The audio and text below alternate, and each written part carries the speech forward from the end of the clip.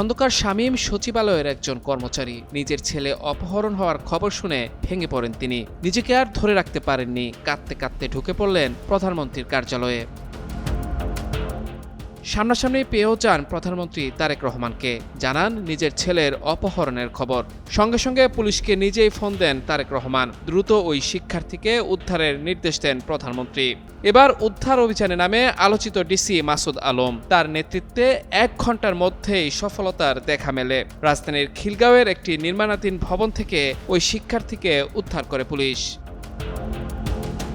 Police জানায়, অপহরণের শিকার ওই শিক্ষার্থীর নাম আফফান সাঈদ। সে খিলগাঁও ন্যাশনাল ল্যাবরেটরি আইডিয়াল স্কুলের 9ম শ্রেণীর ছাত্র। প্রধানমন্ত্রীর অতিরিক্ত প্রেস সচিব আতিকুর রহমান রুমন জানান, ছেলের অপহরণের খবর পেয়ে খন্দকার শামীম সচিবালয়ে প্রধানমন্ত্রীর দপ্তরে কান্নায় ভেঙে পড়েন। বিষয়টি জানতে পেরে প্রধানমন্ত্রী তারেক রহমান পুলিশকে ফোন করে দ্রুততম সময়ে ওই শিক্ষার্থীকে উদ্ধারের নির্দেশ দেন। আমার একান্ত এই ভুবনের সঙ্গী হয়ে থাকে শুধু স্টেলা।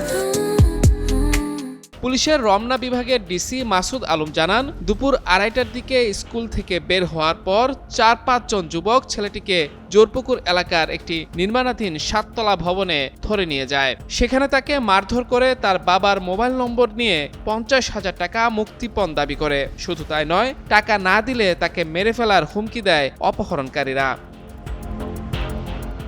অভিযানের আগে পুলিশ প্রথমে মুক্তিপণের টাকা পাঠানোর আশ্বাস দিয়ে অপহরণকারীদের সঙ্গে যোগাযোগ বজায় রাখে। কৌশলে দর কষাকষির মাধ্যমে মুক্তিপণের পরিমাণ 10,000 টাকায় নামিয়ে আনা হয় এবং অপহরণকারীদের অবস্থান শনাক্তের চেষ্টা চলে। এক পর্যায়ে পুলিশ তাদের অবস্থান নিশ্চিত করে ওই নির্মাণাধীন ভবনে হানা দেয়। পুলিশের অতর্কিত অভিযানের মুখে ওই স্কুল ছাত্রকে ফেলে রেখে অপহরণকারীরা পালিয়ে যায়। এ সময় অক্ষত অবস্থায় ছেলেটিকে উদ্ধার করতে সক্ষম হয় পুলিশ। তবে অপহরণকারীদের গ্রেফতারে অভিযান অব্যাহত রয়েছে বলে জানিয়েছেন ডিসি মাসুদ। মাত্র 1 ঘন্টার ব্যবধানে সন্তানকে ফিরে পেয়ে প্রধানমন্ত্রীর প্রতি কৃতজ্ঞতা প্রকাশ করেছেন সচিবালয় কর্মচারী খন্দকার শামীম।